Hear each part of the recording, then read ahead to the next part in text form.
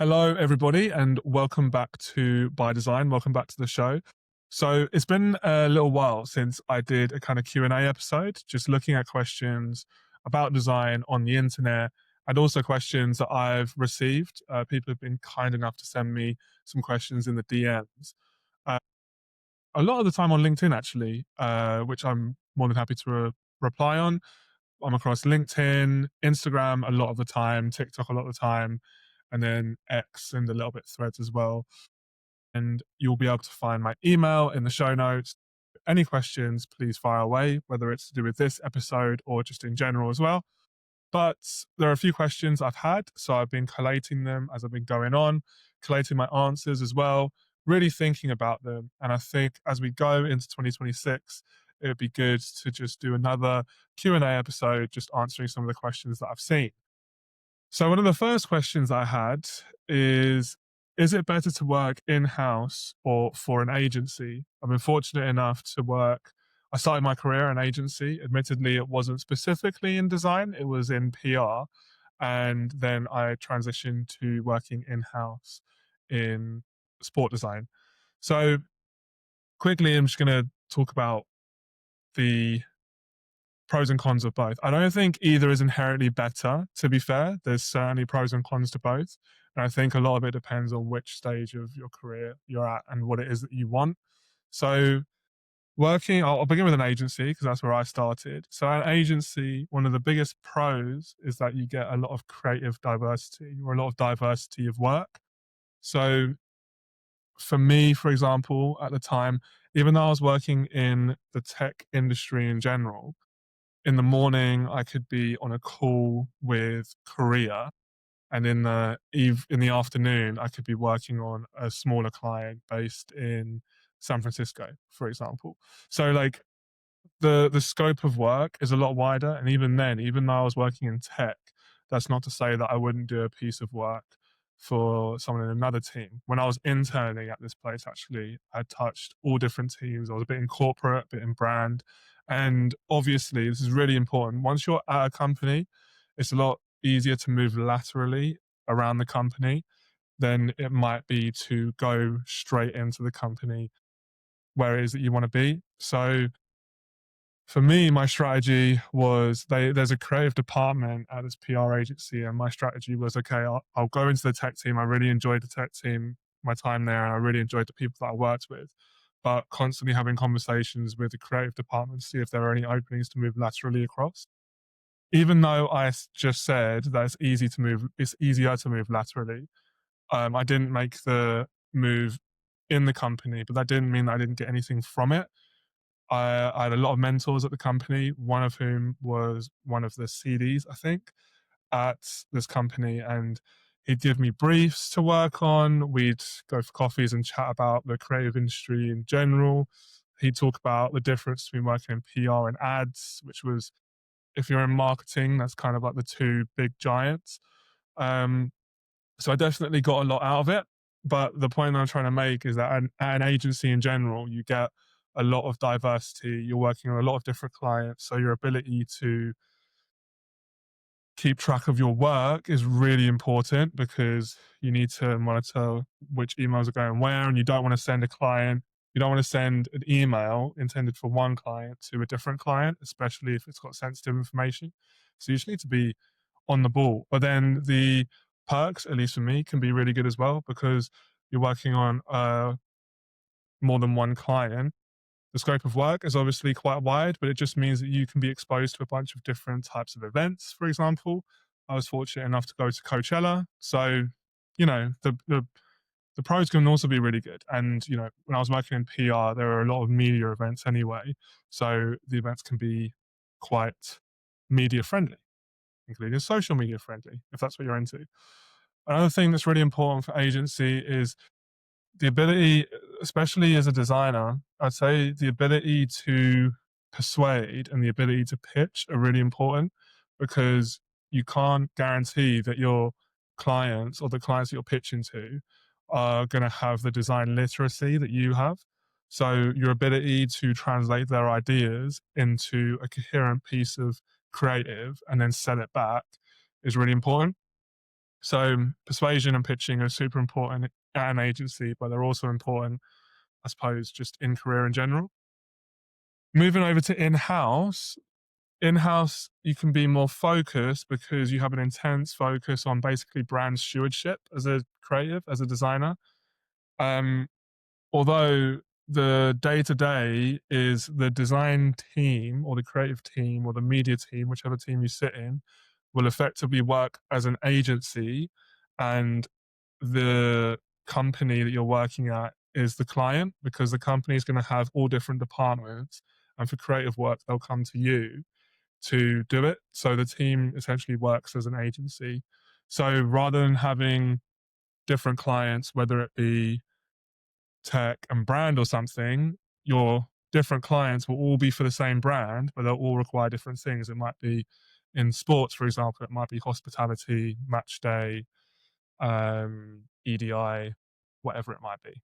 And then the other thing that I've thought about, and this kind of spans, unfortunate that I haven't really been affected by this, I don't think.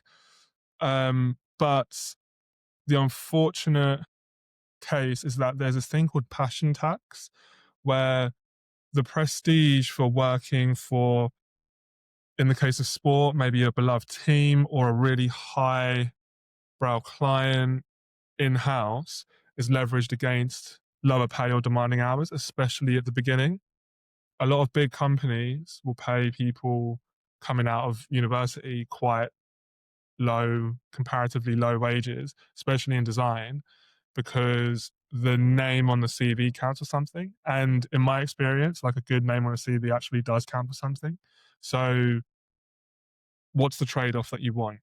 You can, a lot of the time, earn more money for the work you do for a smaller client, but in the long term, it might pay to have a bigger client on your CV or on your LinkedIn. So, is it better to work in house or for an agency? It depends on your personal situation. Definitely look into it more.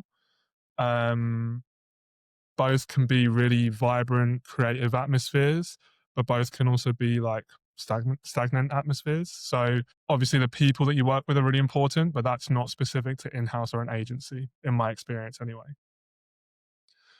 One of the biggest questions I get moving on is portfolios. What goes into a winning portfolio, especially if you don't have any professional work? This is for people who are just trying to get into the creative industries or maybe only have spec work or work from formal education, for example. So I am evidence that you can create a career or create a creative career using spec work to get your foot in the door and not coming from a quote unquote creative background. I haven't had any formal creative education, but I was just kind of obsessed with it. And I did a lot of concept work, but it's important to keep the client in mind. And I was victim of not doing this quite a lot. I didn't do this all the time. A lot of the time, I just try and create the work that I loved and create work for stories that I really liked.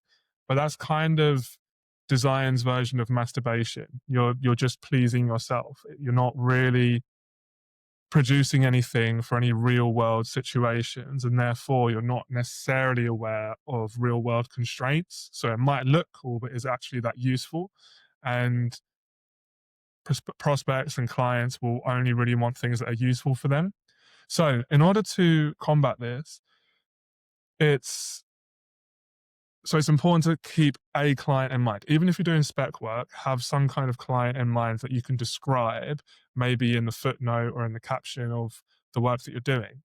And the best way to answer whatever the client is saying is to think about the value equation from Alex Hormozy. I ran on and on about this so much, but honestly, this value equation is worth its weight in gold. You're trying to convince, so high value in design is trying to convince prospects that you can flawlessly, that's variable number one, deliver their dream outcome, that's variable number two, as quickly, that's variable number three, and as painlessly as possible, that's variable number four. So they want it flawless, they want their dream outcome, they want it flawlessly, they want it quickly, and they want limited effort and sacrifice. Those are the four variables. So beautiful graphics and artwork might achieve the dream outcome, right?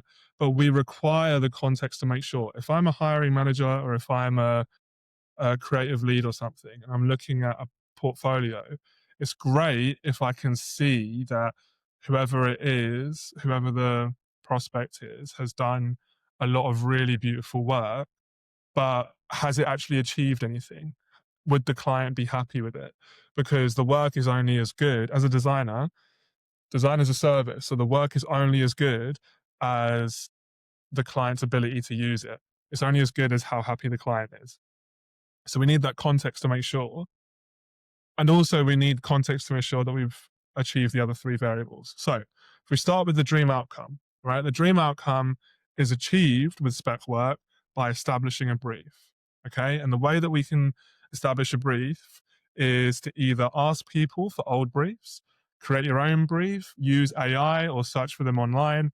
I've got an episode of By Design coming up soon where I'm literally just going to rattle through a bunch of briefs that folks can use because I think it'd be useful. For spec work, it pays to use a demanding brief from a demanding client. If you're used to having really specific briefs from like quote unquote demanding clients, then when you get briefs where you can have fun with it, you're able to have a lot more fun with it. But it's better to force yourself to do harder work earlier than it is to be faced with it when you have to execute it for your job, kind of things. This is why real world examples are really great. Something that I did is I took a limited collaboration between two companies, and I created some artwork from that, some like social media artwork from that. And I set a brief for myself that it needs to make people aware of the collaboration, it needs to make people excited for it, it needs to galvanize an existing fan base, this kind of thing, just to get you thinking in the right way, get you thinking about what a stakeholder might want from it.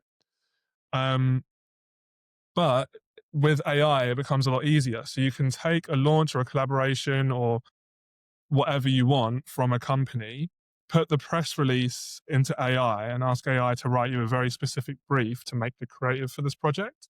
And then you can take that and make a creative, and you can attach that brief to that work in your portfolio to say, look, I've achieved this fake client's dream outcome very specifically, and this was the brief. And it's just a lot more, you provided a lot more value because it's very specific. You're answering someone's very specific question rather than just making something up that looks cool. If that makes sense.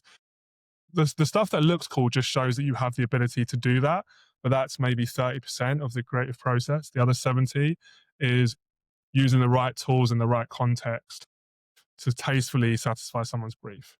That's it. So doing it flawlessly is exactly that. Make sure you've answered the brief fully and beautifully using the tools that you've developed, right? Doing it quickly. I personally think that we should start adding project times to portfolios, how long the project took us start to finish from receiving the brief to final assets being submitted.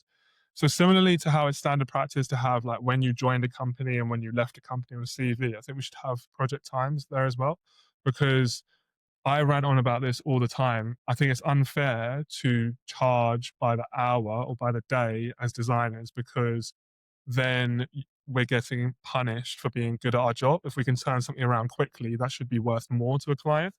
And I can go on to that. I'll go on to that later on in some content or in an episode of By Design. So stay tuned for that. Follow me. I'm Jaden LM Haynes on all socials. But I'll probably do a podcast episode about that as well. But yeah, we should say how quickly we executed on that from ideation to execution painlessly.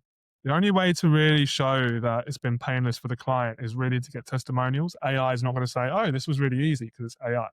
So testimonials are great. If you can get any quotations about being a dream to work with, or the client not having to put in too much effort or sacrifice, that's also great.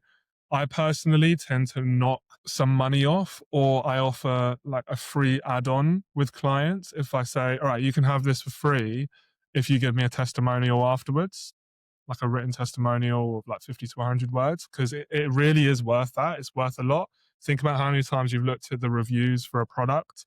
It's really important. Speaking of which, if you enjoy By Design, please, please, please leave a review on whatever platform you're watching or consuming or listening to this on. Please subscribe if you like it. Please send it to someone who you think would get something out of this.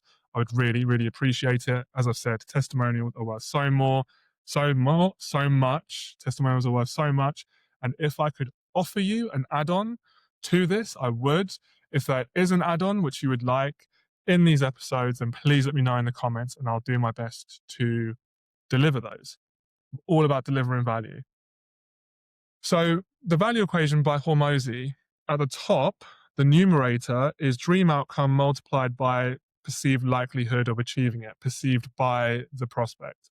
And the denominator on the bottom is time delay multiplied by effort and sacrifice, right? So what we want is to make the numerator as high as possible and the denominator as low as possible.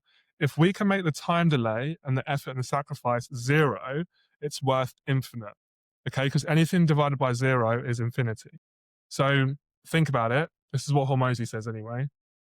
If your dream outcome is to lose a ton of weight and get shredded, and your perceived likelihood of achieving it is really high, because my solution is that you take a pill, you take it, and then instantly you're ripped and it doesn't hurt, you don't feel anything, the weight literally just falls off. You breathe out and everything just comes out and it's done. No, it doesn't hurt or anything like that. It doesn't smell, whatever.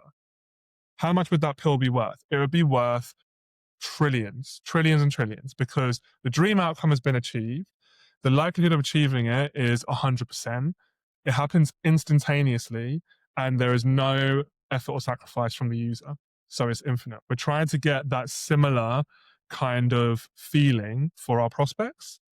And if we can illustrate that we've done that, whether using spec work or client work in our portfolio, it really, really does position us as an expert and positions us in a way that shows that we can do the job really well.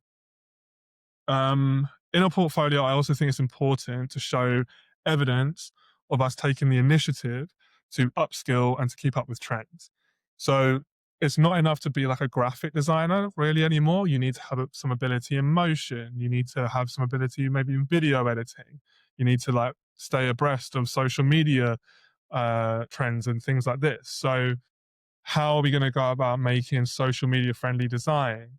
How do we go into motion design? Well, I think context around design is super, super important. You can't just leave the design on its own. So that's what I say about portfolio.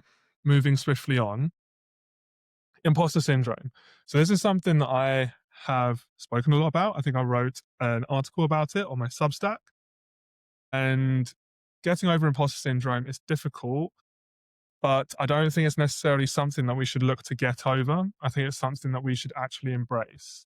So imposter syndrome is tough to take because in the creative industries, there are a lot of egos. So it pays to be confident because in life in general, but especially in the creative industries, if you don't shout about your work, then no one will. And I say that the limit for other people's support, that upper threshold, is set by you and how much you speak about your own work. So if you're feeling like an imposter and you don't shout about your own work, then no one else will. But a way to get over imposter syndrome, again, this kind of thing comes from Hormozy about how to be more confident, is to just stack up undeniable evidence that you are who you say you are. If you're a designer and you feel like you've got imposter syndrome about being a designer or a creative or whatever it might be, then just have a stack of undeniable evidence that you are that designer, that you are that creative. It feels like you've earned it more in that way. But another way of dealing with imposter syndrome I got from Jamila Jamil, and it's to see the new space that you're in as a designer or whatever role you're in as a creative as a wedding that you've crashed, and no one knows that you've crashed it. Everyone kind of embraces you. No one knows that you crashed it. If you crash a wedding, what's your job? It's not to just sit in the corner and be like a wall hugger. It's to eat as much cake, dance as much as you can, chat with as many people as you can. In other words, get as much from the experience as possible as you can before you inevitably get kicked out. And that's how I think we should maybe think about imposter syndrome as well.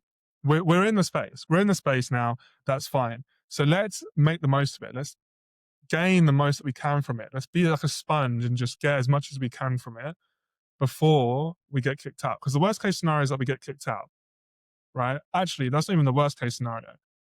If we feel imposter syndrome, we feel like getting kicked out is a guarantee.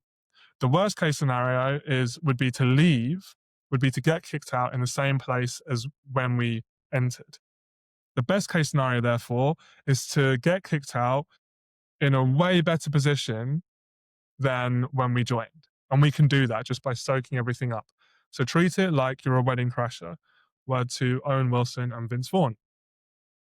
But also, we should reframe entirely. We shouldn't get over imposter syndrome. These are ways to get over it. We shouldn't get over it. We should embrace it, because imposter syndrome is a sign that we're becoming someone, right? If we didn't care, we wouldn't have imposter syndrome. So imposter syndrome is a sign that we care about whatever it is that we're doing. So we're heading in the right direction for what it is that we want to become. And then imposter syndrome is also a sign that we are in a place where we can either sink or swim. In other words, we are learning very rapidly. So not only are we in a place that we care about and that we want to guide the rest of our life, it's a sign that our life's going in the right direction, imposter syndrome. But imposter syndrome is also a sign that we're going to learn a lot very, very quickly in the direction that we want to go in for our life. Isn't that beautiful? It's like imposter syndrome is like we've been driving through the desert or the wilderness for hours and hours and hours. Imposter syndrome is the road sign that says you're actually headed in the right direction. So we shouldn't fear it. We should embrace it. Let's embrace imposter syndrome. Another question. What do I do if I come from a non-design background? So I've already kind of touched on this in terms of a portfolio, but in terms of kind of your nitty-gritty skills, I think it's important to leverage whatever expertise we have and use them in the creative industries, because in the creative industries, there's room for everything. It's quite funny when we pull something that's quite common from one industry or one area into another area, people will call that genius, but it's actually just kind of stealing or copying or appropriating for something else. Obviously, ethically, we're going to be careful with the use of the word appropriation. But an example of this is, so I studied Spanish and history at university, and history taught me to think critically, to be able to tell a story, to be able to narrate a story really well. So, and that is all essential when it comes to design, when it comes to being a creative. People connect with stories, so our ability to narrate that story is really important. When I was learning Spanish, Spanish is literally teaching me to communicate in another language. I have this thing that talks about how if you're not watching, I'll try to describe what I'm doing, but you have English. I'm going to map out a triangle, right? And you've got the top point, like a pyramid. You've got the top point, and then you've got the two base points. At one base point, you've got English. At the other base point, you've got Spanish. And at the top of the pyramid, you've got meaning. You can't just walk from one side of the base to the other side of the base. I.e., you can't walk directly from English to Spanish. It doesn't work, right? You can't directly translate I might as well into Spanish and have it mean the same thing. I don't think. Nor can you translate some Spanish phrases directly into English and have it mean the same thing. People will look at you weird. You need to understand the meaning and then reverse engineer that meaning in Spanish or in English or whatever it might be. It's all about communicating, and communication is empathy. It's understanding, right, the person that you're communicating with, how can I meet them where they're at and communicate in a way that they'll understand? And design is the exact same thing. You need to think about the audience. You need to think about the context that they're going to be consuming the content. You need to think about what is it that they're going to be doing. Can they stand there for 10 seconds and read a long line of prose, or are they going to need to look at it quickly? Is it a GIF? Is it going to flick between different things so there can't be too much copy on it? Is the image too small? Is the copy too small? Like, whatever it might be, design is a language, and we need to make sure that we're speaking the language of whoever the end consumer is, of whoever it is that we're trying to communicate with. That's what good design is. And that's why, going back to the portfolio, it's really important to have these briefs, because you can design the most beautiful thing as you want. But if in context it will look crap or it won't be effective, then what's the point? And then finally, I was a bit of a maths nerd at school, and maths taught me to resolve problems using different methods. A lot of the time, one that comes to mind is solving quadratic equations, and you can use the quadratic formula. You can complete the square, which was one of my favorite ways to do it, or you can factorize it. Fucking hell, this is taking me back. You can factorize it, or you can just put it in a calculator, right? There are different ways to get the same result. And in design, the same is so, right? Are we going to use Photoshop, InDesign, Illustrator, Figma, Affinity? Kind of don't want to use Affinity, but which program are we going to use? Okay, cool. Which aesthetic are we going to use? Okay, cool. Like the methods are many, but the principles are few. So there's a few principles, just like in maths, there's a few principles that you get to get to grips with, but you can get to the same answer in many different ways. But which method is going to be most effective to getting the result that you want? And in design, a lot of the time, that's communication. That's communicating with a target audience. So which method is going to get us there in the best way? And also, finally, if you're from a non-design background, you can literally Google the syllabuses from design schools and give yourself a design education and personalize it to your local geography or to the books that you already have, the books you have access to, whatever it might be. If you really feel like you need some kind of formal education, you can get like a quick and dirty one by just looking at online syllabuses. What do I do if I feel like I have too many interests? So my personal philosophy on this is to keep going deeper into as many things as possible. Especially if you're early in your career, like I still am, I guess, go wide in as many things as you can and either try to find a through line between all of those things or find the rabbit hole that you can't stop digging down, find the insatiable rabbit hole. This can be your thing, and then try to apply that to other areas. So, my working thing is to have intentionality in everything. That's just my thing. I'm trying to work into everything, and that is just what living by design is. It's living with intention, it's intentionality, which has become a bit of a buzzword, unfortunately. It's kind of annoying. Pricing strategies. How do I price my work as a freelancer? So I alluded to this earlier. I think the hourly rate is an absolute joke because we shouldn't be punished for being good at our job. If I can deliver a logo that's going to be worth millions and millions in 10 years' time, and it never needs to be changed throughout that entire lifespan of the company, how much is that worth to the owner? And if I can knock it up really quickly, how much would that be worth if I can get it out the door straight away? We shouldn't be punished for being good at our job, right? And again, the value equation is really key here. So I find it helps to subtly walk prospects through a value equation or the value equation in my project proposals. So I begin all proposals with an interview process, which I'll actually go into. I think it's worth going into in another episode of By Design. I'll go through all my questions that I go through. But this way you can really understand the prospect's dream outcome. And so you can go into detail as to how you're going to help them achieve that dream outcome. The goal is to understand the prospect more than the prospect understands themselves at the company. So a question that I love asking is if you could have your dream celebrity that embodies this company or embodies this brand, use it, who would that celebrity be? I.e., how do you personify your brand or company? How would you?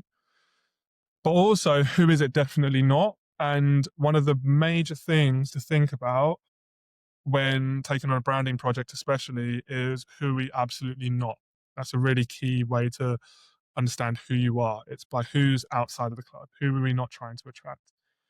Um, so I think there's two sides to getting paid as a designer. Once the client feels understood, then they'll buy into you in the first place. And then executing on that understanding is the skills bit, which comes after. But those are the two parts of providing value as a creative. So by the end of the presentation, if you've done your job, they should be willing to pay whatever price you set within reason. And if they aren't willing to, you either haven't done your job properly in the pitch, i.e., you haven't understood their dream outcome and shown how they can achieve their dream outcome relatively easily through you, with you as like the Yoda and they're the Luke Skywalker. or whatever dream outcome they've mentioned isn't actually a dream at all. It's more of a nice to have, in which case it's probably best to avoid that client because they don't care as much about your craft as you do, essentially. Okay, moving on. How do I achieve a certain feeling in design? I mentioned this earlier. Like with everything, the methods are numerous, but the principles are few. So I think it's important to get yourself into the context of whatever feeling it is that you're trying to achieve. And this can help by physically going into that context, but it can also help by like consuming media from that time or from that context. If it's like a retro aesthetic, we can think about the context that we're trying to emulate. So what tools were available at the time? Why did folks lean towards these tools at the time? What was the reasoning behind it? Then when it comes to emulating that digitally, um, I don't know. I usually use Photoshop. I think it's easiest to use Photoshop for most jobs. But it's important to we start with why. Word to my guy Simon Sinek or Sinek. Start with why it had a certain aesthetic. Think about how we can think in the same way as these people, and then you'll almost always get the what. So if I'm trying to design a campaign that looks like it could have been a Mad Men, I'll consume a lot of Mad Men. But think about why it is that Mad Men posters looked like that, or old school, what is it, 60s, 70s ad posters looked like that.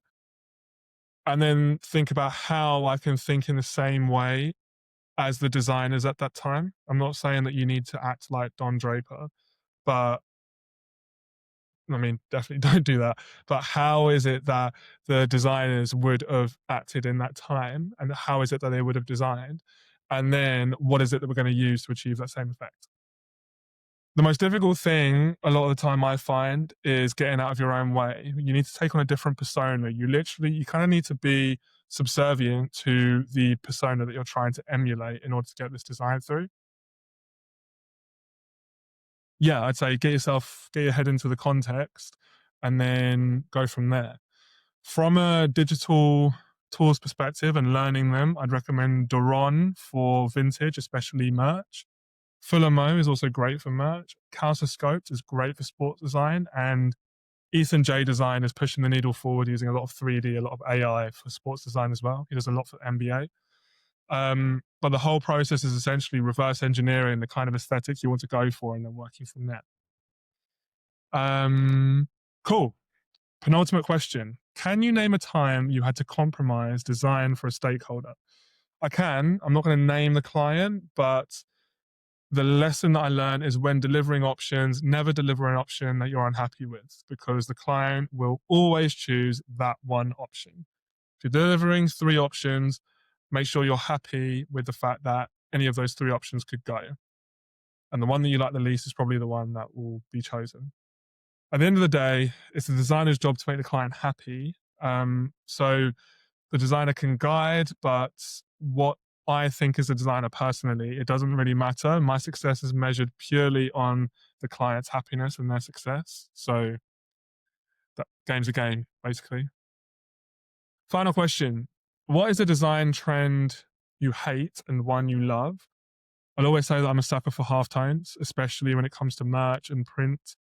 I think the blend if tool on Photoshop, if you've got your layers, double click the layer itself, and there's like a blend if at the bottom of the opening window with like sliders. There's two bars that go from black to white. And if you option click on any of the arrows, you can split the whites and split the blacks. I think that's one of the most underrated tool in Photoshop and probably one of the best tools on there. It's definitely one that I use the most. I don't like it when companies compromise their own aesthetic and design language to hop onto trends. I've seen a bunch of companies do it recently for Spotify Wrapped, for example, and I just think it's a bit lazy. Sometimes it can be done tastefully, I'm not going to lie, but a lot of the time it's just lazy, just jumping on a trend. It's a bit like these companies are holding Spotify's pocket. Prison Break, if you know, you know. But yeah, that's probably one thing that I don't like because it's jumping onto a trend, really. It's not very creative, it's a bit lazy.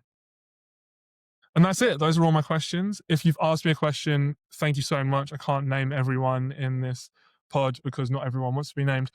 and there's too many people. But thank you so much for submitting questions. If you have any further questions, please submit them in the comments. I'd like to reiterate my gratitude for listening and for riding with me. We're almost at the end of the year. I looked at my Spotify Wrapped as well for, ironically, just talking about it. I looked at my Spotify Wrapped for creators, and I actually had a pretty successful year. I was in the top whatever percent for a few different categories I'm going to put on my socials, which is great. So really, really appreciate all of that. Please keep listening. Please keep sharing. Please subscribe if you haven't already. Follow if you haven't already. Please leave a review if you haven't already. If you have, I'm eternally grateful. And that's it. I will stop ranting.